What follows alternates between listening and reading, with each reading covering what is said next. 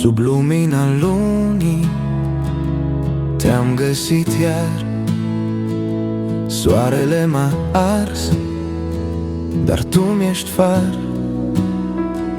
În tăcerea nopții chem numele tău, o iubire ascunsă, un secret mereu.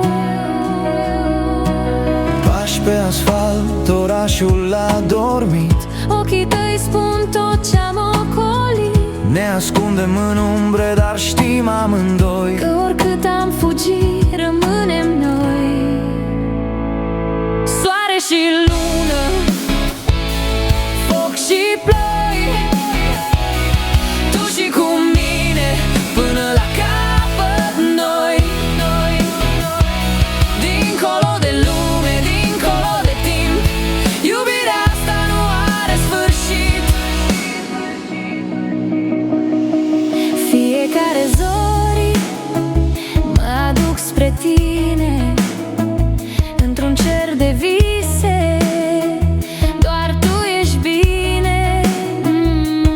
Nimeni nu știe ce ascundem în doi, dar tot universul vorbește de noi.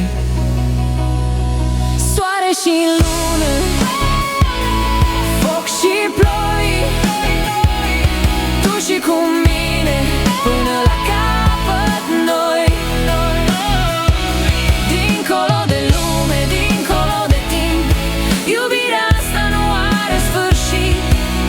Și chiar de se rupe lumea în doi, Ne ținem de mână, rămânem noi. din flăcări și umbre, din vis și noroi, întotdeauna doar noi.